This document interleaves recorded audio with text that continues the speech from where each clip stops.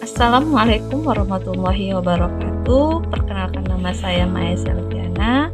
Saya dari kelas MS Utrecht dan masih semester 2 di Fakultas Hukum Universitas Asahan. Di sini saya akan melakukan persentase mengenai tantangan baru dalam literasi media. Oke, kita masuk ke materi. Yang pertama itu tantangan baru dalam literasi media, yang mana di era digital saat ini literasi media menjadi semakin penting. Perkembangan teknologi informasi telah mengubah cara masyarakat mengakses dan berinteraksi dengan informasi. Pemahaman tentang literasi media yang baik diperlukan untuk menghadapi tantangan-tantangan baru dalam dunia digital. Di sini ada definisi literasi media, yang mana definisinya itu berisi kemampuan untuk mengakses, menganalisis, mengevaluasi, dan membuat berbagai bentuk media atau pesan media. Hal ini penting agar masyarakat dapat berpartisipasi secara kritis dan bertanggung jawab dalam lingkungan media yang terus berkembang. Di sini ada perkembangan teknologi dan dampaknya. Yang pertama, kemudahan informasi. Perkembangan teknologi memudahkan masyarakat untuk mengakses informasi dari berbagai sumber. Yang kedua, tantangan verifikasi informasi, yaitu banyaknya informasi yang tersedia membuat tantangan baru untuk memastikan keakuratan informasi yang diterima.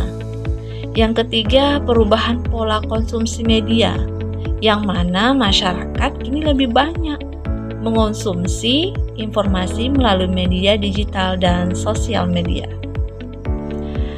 Selanjutnya ada tantangan baru dalam literasi media.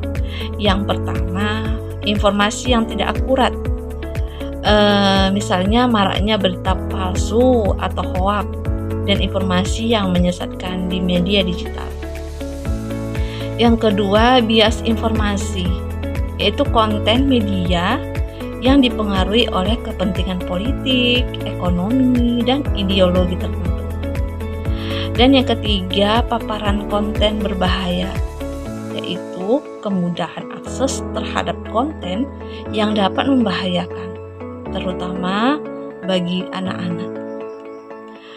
Selanjutnya, pentingnya literasi media di era digital. Yang pertama itu kemampuan berpikir kritis, yang mana literasi media membantu masyarakat menganalisis dan mengevaluasi informasi secara kritis.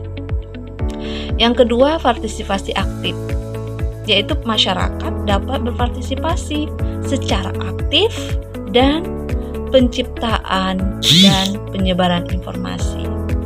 Yang ketiga, perlindungan diri, yaitu literasi media membantu masyarakat terhindar dari konten berbahaya dan manipulatif.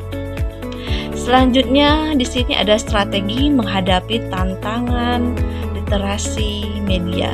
Yang pertama itu pembiasaan literasi media, yang mana menanamkan budaya literasi media sejak dini melalui pendidikan dan kampanye publik. Yang kedua, pemanfaatan teknologi, yaitu memanfaatkan teknologi digital untuk mengembangkan alat dan platform interaksi media yang inovatif. Yang ketiga, kolaborasi multi-stakeholder, yaitu kerjasama antara pemerintah, industri media, dan masyarakat sipil untuk mengembangkan program literasi media.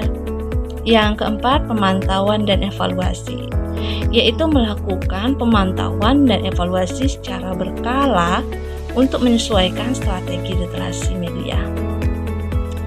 Selanjutnya ada peran penting yaitu peran pemerintah dan masyarakat.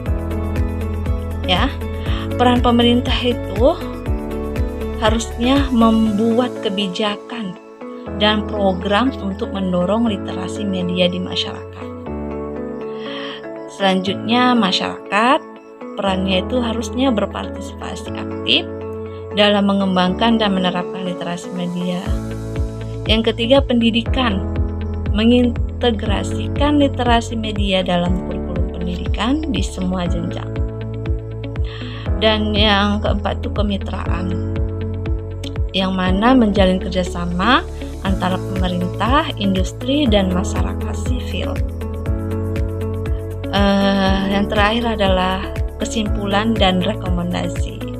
Di sini saya ingin menyimpulkan bahwasannya literasi media menjadi semakin penting di era digital saat ini. Pemerintah, industri, dan masyarakat harus berkolaborasi untuk mengembangkan strategi yang komprehensif dalam menghadapi tantangan baru tersebut. Oke, sekian dari saya presentasi saya hari ini. Mohon maaf jika ada kata yang salah dalam video kali ini. Saya Maya Selviana. Wassalamualaikum warahmatullahi wabarakatuh.